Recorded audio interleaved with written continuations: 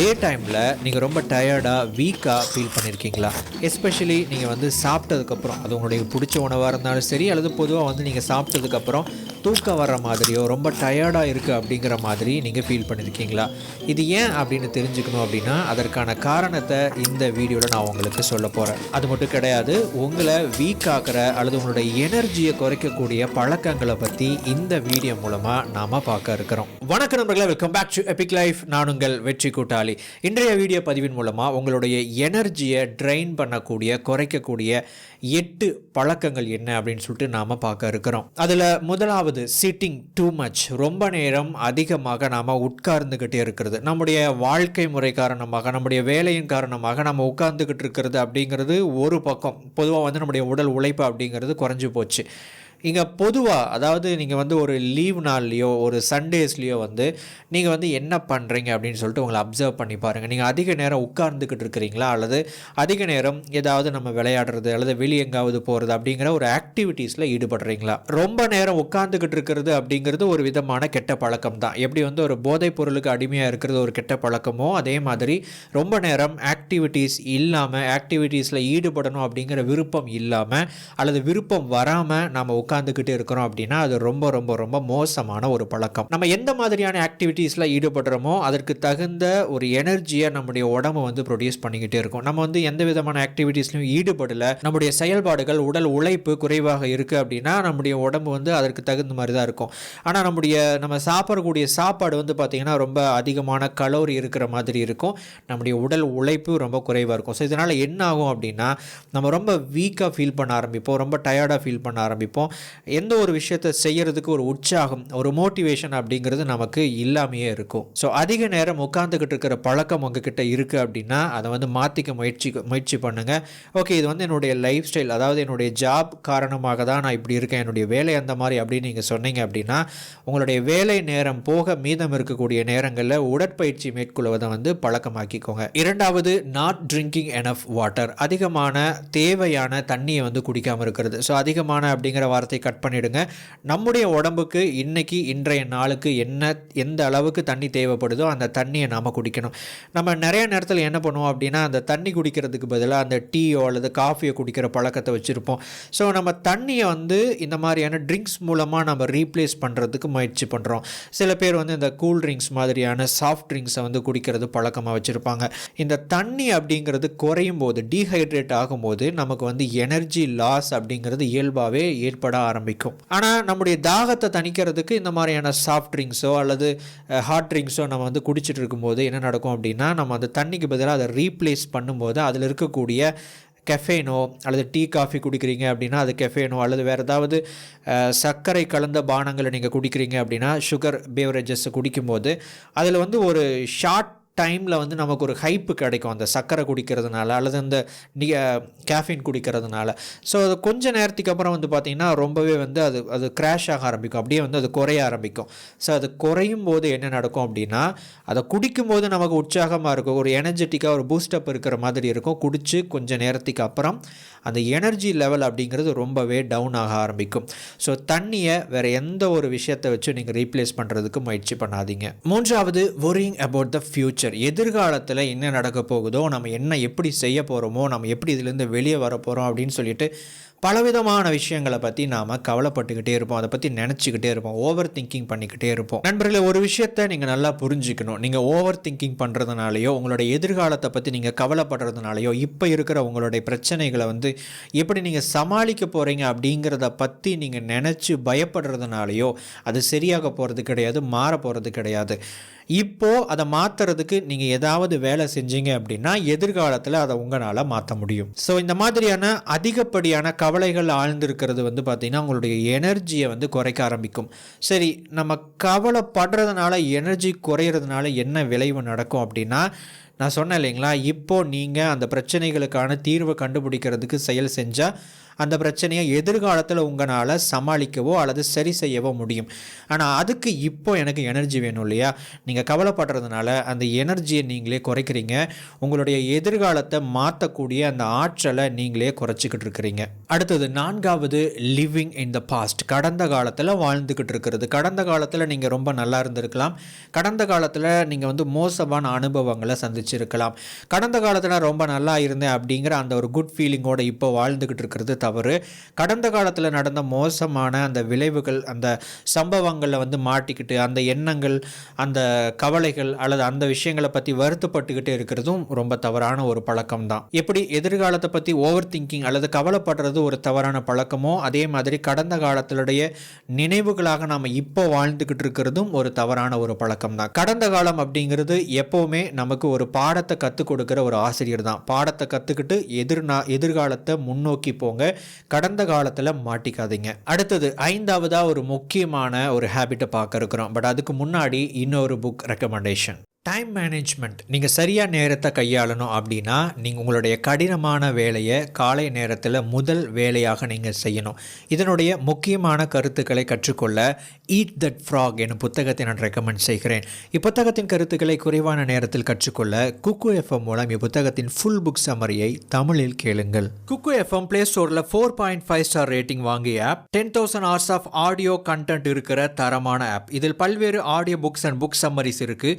Motivation, biography, self help, money, novels, ஸ்டோரிஸ்னு பல்வேறு journals அடங்கிய ஒரு ஆப் தான் குக்கு எஃப்எம். பல மொழிகளில் audio books and book summaries இருக்கு. முக்கியமா நம்ம சுய முன்னேற்றம் சார்ந்த புத்தகங்களோட புக் சம்மரிஸ் தமிழ் மொழியில் இருக்கு. இது ஒரு பிரீமியம் ஆப். நார்மலா 399 ரூபா ஒரு வருஷத்துக்கான சப்ஸ்கிரிப்ஷன் சார்ஜ். நம்ம எபிக் லைஃப் சேனல் லிங்க் மூலமா போற பார்வையாளர்களுக்கு ஒரு வருஷத்துக்கு 199 ரூபாய்க்கு இந்த சப்ஸ்கிரிப்ஷனை பெற முடியும். அதற்கு ELT50 அப்படிங்கிற கூப்பன் கோடை பயன்படுத்துங்க. இந்த ஆப்பை டவுன்லோட் பண்ணுறதுக்கான லிங்க் கீழே டிஸ்கிரிப்ஷனில் கொடுத்துருக்கேன். கிளிக் பண்ணி டவுன்லோட் பண்ணுங்கள். ஓகே, இப்போது number 5, eating too much junk and processed food. அதிகப்படியான ஜங்க் ஃபுட்டை சாப்பிட்றது, அதிகப்படியான ப்ராசஸ்டு ஃபுட்டை சாப்பிட்றது. என்னது ப்ராசஸ்டு ஃபுட் அப்படின்னா, ஒரு வாழைப்பழம் இருக்குது. அந்த வாழைப்பழத்தை எடுத்து நீங்கள் ட்ரை ஃப்ரூட்டாக மாற்றுறீங்க. இது ஒரு ப்ராசஸ். அதே வாழைப்பழத்தில் சிப்ஸ் போட்டு விற்பாங்க. ரொம்ப டேஸ்ட்டாக இருக்கும். ரொம்ப நிறைய சாப்பிட்டுக்கிட்டே இருக்கணும் அப்படின்னு தோணும். ஸோ ஒரு வாழைப்பழம்ங்கிறது நீங்கள் சாப்பிடும்போது அது ஒரு நேச்சுரல் ஃபுட். ஆனால் அதை நீங்கள் சிப்ஸாக போட்டு நீங்கள் சாப்பிட்றீங்க அப்படின்னா அது ஒரு ப்ராசஸ்டு ஃபுட். ஸோ இந்த மாதிரி நீங்கள் கத்திரிக்காய், வெண்டைக்காய் எல்லாத்துலேயும் இப்போ சிப்ஸ் எல்லாம் போட ஆரம்பிச்சிட்டாங்க. இதை தாண்டி நிறைய ஜங்க் ஃபுட்டு வேறு இருக்குது, ப்ராசஸ்டு ஃபுட்டு வேறு நிறையா இருக்குது. நாம் சாப்பிடக்கூடிய உணவு அப்படிங்கிறது அதிகப்படியான ப்ராசஸ்டு அண்ட் ஜங்க் ஃபுட்டு இருக்குது அப்படின்னா நமக்கு ஃபுட் கோமா அப்படிங்கிற ஒரு நிலை ஏற்படலாம். அது என்னது ஃபுட் கோமா அப்படின்னா, இந்த வீடியோவோட இன்ட்ரோவில் சொன்னேன் இல்லைங்களா, நீங்கள் ரொம்ப டயர்டாக ஃபீல் பண்ணுற மாதிரி இருக்கும். நம்ம சாப்பிட்டதுக்கப்புறம் ஒரு தூக்கம் வரும். நல்லா தூங்கணும் அப்படின்னு தோணும். வேலை செய்கிறதுக்கான ஒரு உற்சாகம், ஒரு உணர்வு ஏற்படாது. நம்முடைய மைண்டு ஆக்டிவாக இருக்காது. நம்முடைய மைண்டு ரொம்ப மந்தமாக இருக்கும், ரொம்ப டல்லாக இருக்கும். ஸோ அதுதான் இந்த ஃபுட் கோமா அப்படிங்கிறது. எப்படி இந்த கோமாவில் இருக்கிறவங்களுக்கு எதுவுமே தெரியாதோ அதே மாதிரி தான் நம்ம ஃபுல்லாக ஒரு ஃபுல் கட்டுனதுக்கப்புறம் சாப்பிட்டதுக்கப்புறம் ஒரு மாதிரி ஒரு ஃபாக் அடித்த மாதிரி இருக்கும். எதுவுமே பெருசாக நம்முடைய பிரெயின் நிறையா விஷயங்களை ப்ராசஸ் பண்ணாது. இதுக்கு பல காரணங்கள் இருக்குது. ஒன்று, நம்ம சாப்பிட்ட சாப்பாடை டைஜஸ்ட் பண்ணுறதுக்கு அந்த எனர்ஜி அப்படிங்கிறது அங்கே போகலாம்.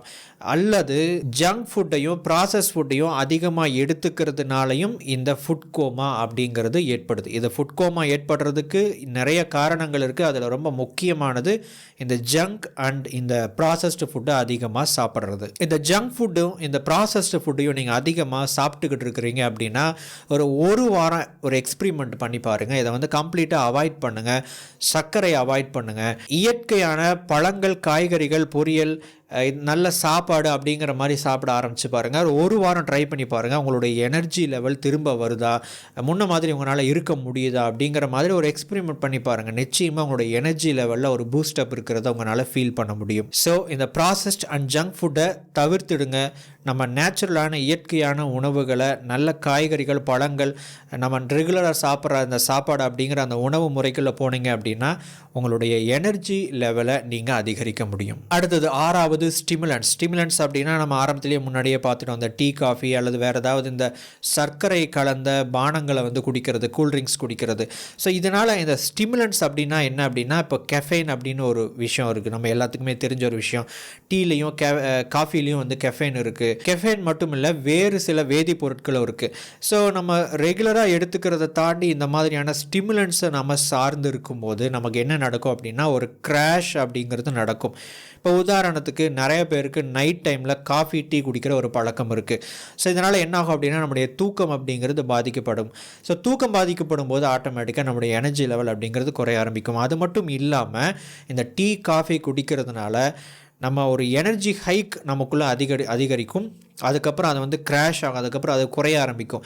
அந்த குறையும் போது நம்ம முன்ன ஃபீல் பண்ணதை விட ரொம்ப லெத்தாஜிக்காக, ரொம்ப வந்து டயர்டாக ஃபீல் பண்ணக்கூடிய ஒரு உணர்வு ஏற்படும். நம்முடைய எனர்ஜி லெவல் ரொம்பவும் அதிகமாக குறைய ஆரம்பிக்கும். ஸோ நீங்கள் ஸ்டிமுலன்ட்ஸ் இருக்கக்கூடிய, அதாவது உங்களுடைய காஃபி அப்படிங்கிறது, டீ அப்படிங்கிறது நீங்கள் குடிக்கணும் அப்படிங்கிறது உங்களுடைய ஒரு பழக்கமாக இருக்குது அப்படின்னா அதை வந்து சரியாக பயன்படுத்திக்கோங்க. காலை நேரத்தில் நம்ம ஒரு டீ குடிக்கிறோம், ஒரு காஃபி குடிக்கிறோம் அப்படின்னா ஓகே. அதுக்கப்புறம் அதையே வந்து ஒரு வழக்கமாக, அதையே வந்து ஒரு பழக்கமாக அதிகமாக குடிக்கிற ஒரு ஹேபிட்டை வந்து ஃபார்ம் பண்ணிக்காதீங்க. அடுத்தது 7வது நெகட்டிவிட்டி, எதிர்மறையான மனநிலை.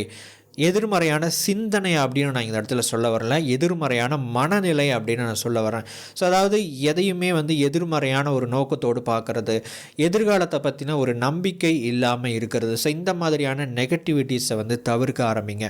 அதுக்கு பதிலாக உங்களுக்கு எந்த பாசிட்டிவிட்டி ஒர்க் ஆகுமோ அதை வந்து கையில் எடுத்து பழக்கமாக்குங்க. உதாரணத்துக்கு நீங்கள் சில பேர் வந்து உங்களுடைய கோல்ஸை நீங்கள் வந்து ஃபாலோ பண்ணலாம். உங்களுக்கு சில விஷன்ஸ் இருக்கும், அதை நீங்கள் வந்து ஃபாலோ பண்ணலாம். பாசிட்டிவான நிறைய கருத்துக்களை உள்வாங்கலாம். சில பேர் இந்த கிராட்டிடியூடெல்லாம் வந்து ஃபாலோ பண்ணுறீங்க, கிராட்டிடியூட் ஜேர்னல் அப்படிங்கிறதெல்லாம் ஃபாலோ பண்ணுறீங்க. இந்த மாதிரியான உங்களுக்கு எது ஒர்க் ஆகுமோ, எது வேலை செய்யுதோ அந்த ஒரு பாசிட்டிவ் ஹேபிட்டை வந்து உருவாக்கி ஃபாலோ பண்ண ஆரம்பிங்க. இந்த நெகட்டிவிட்டி அப்படிங்கிறது ஏன் நம்முடைய எனர்ஜி லெவலை குறைக்குது அப்படின்னு கேட்டீங்க அப்படின்னா, நெகட்டிவிட்டி அப்படிங்கிறது எப்போவுமே வந்து ஒரு விஷயத்தை வந்து உருவாக்கக்கூடிய ஒரு தன்மை கொண்டதாக எப்போவுமே வந்து இருக்காது. ஸோ ஒரு விஷயத்தை உருவாக்கணும்னா அதுக்கு வந்து ஒரு பாசிட்டிவிட்டி அப்படின்னு ஒரு விஷயம் தேவை.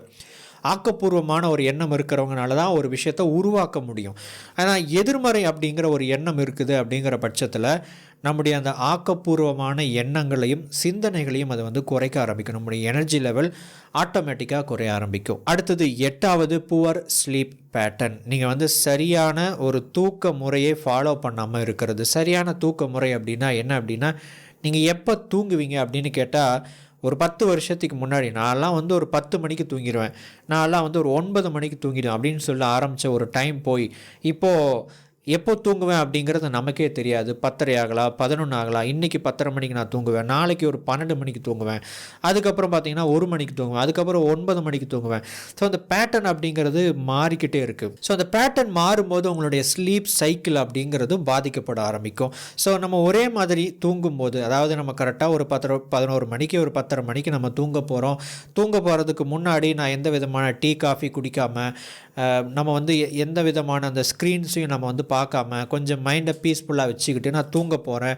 ஸோ அந்த தூக்க நிலைக்குள்ளே போகும்போது டெய்லியும் ஒரே மாதிரியான ஒரு ஸ்லீப்பிங் பேட்டர்னை நான் ஃபாலோ பண்ணும்போது என்னுடைய ஸ்லீப்பிங்கில் நடக்கக்கூடிய அந்த பேட்டர்ன்ஸ் வந்து கரெக்டாக ஒர்க் ஆகும். அந்த சைக்கிள் வந்து கரெக்டாக ஒர்க் ஆகும். அந்த ஆர்இஎம் அப்படிங்கிற ஒரு ஸ்லீப்பிங் பேட்டர்ன் சொல்லுவாங்க. ஸோ ஒவ்வொரு ஸ்லீப்பிங் பேட்டர்னுக்குள்ளேயும் நான் வந்து கரெக்டாக நான் வந்து போயிட்டு வருவேன். அப்படி பண்ணும்போது என்ன நடக்கும் அப்படின்னா, ஆட்டோமேட்டிக்காக எனக்கு என்னுடைய உடம்புக்கும் மனசுக்கும் தேவையான ஒரு ஓய்வு கிடைக்குது, ரெஸ்ட் கிடைக்குது. என்னுடைய எனர்ஜி லெவலை நான் வந்து திரும்ப ரீபில்ட் பண்ணிக்கிறேன், பூஸ்டப் பண்ணிக்கிறேன். ஸோ என்னால் வந்து உற்சாகமாக ஃபீல் பண்ண முடியும், எனர்ஜெட்டிக்காக என்னால் ஃபீல் பண்ண முடியும். பட் இந்த ஸ்லீப்பிங் சைக்கிள் பாதிக்கப்படும் போது என்னால் எனர்ஜெட்டிக்காக ஃபீல் பண்ண முடியாது. ஆட்டோமேட்டிக்காக நான் ரொம்ப அந்த நாள் முழுவதுமே டயர்டாக ஃபீல் பண்ண ஆரம்பிச்சிடும். இதை தவிர்க்கணும் அப்படின்னு நினச்சிங்க அப்படின்னா, முக்கியமாக இப்போ நம்ம பார்த்த இந்த 7 விஷயங்களை விட இந்த ஸ்லீப்பிங் அப்படிங்கிறது, தூக்கம் அப்படிங்கிறது ரொம்ப ரொம்ப ரொம்ப முக்கியமானது. தூங்க போகிறதுக்கு முன்னாடி ஃபோன் பார்க்குறது, டிவியில் ஏதாவது விஷயங்களை, படங்களையோ அதில் சீரியல்ஸ்லையோ பார்த்துக்கிட்டு இருக்கிறது, அல்லது இந்த டீ, காஃபி குடிக்கிற பழக்கங்கள் இருக்குது அப்படிங்கிறது எல்லாம் வந்து கட் பண்ணிவிட்டு நல்லா தூங்க போங்க. நல்லா வந்து தூங்கணும் அப்படிங்கிறத வந்து மனசில் வச்சுக்கோங்க. நீங்கள் தூங்க போகிற நேரத்தை கரெக்டாக நீங்கள் வந்து கணிக்கணும் அப்படின்னா, நீங்கள் அதுக்கு முன்னாடி சாப்பிட்ற நேரத்தை கரெக்டாக வந்து ஃபிக்ஸ் பண்ணிக்கோங்க. நான் இந்த டைமில் சாப்பிட போகிறேன், ஒரு 8 மணிக்கு சாப்பிட போகிறேன், அல்லது 8:30 மணிக்கு சாப்பிட போகிறேன் அப்படிங்கிறத வந்து ஃபிக்ஸ் பண்ணிவிட்டு சாப்பிட போங்க. சாப்பிட்டதுக்கப்புறம் வந்து நம்ம தூங்க போகணும் அப்படிங்கிற அந்த ஒரு விஷயத்துக்காக ப்ரிப்பேர் ஆகுங்க. ஸோ அப்படி பண்ணிங்க அப்படின்னா உங்களால் சரியாக தூங்க முடியும். சரியாக தூங்கினா உங்களுடைய எனர்ஜி லெவல் அதிகரிக்கும். நண்பர்களே, இந்த வீடியோ பதிவு உங்களுக்கு யூஸ்ஃபுல்லாக இருந்திருக்கும் அப்படின்னு நம்புகிறேன். அடுத்த வீடியோ பதிவில் மேலும் ஒரு பயனுள்ள தகவலோடு உங்களை சந்திக்கிறேன். தேங்க்ஸ் ஃபார் வாட்சிங்.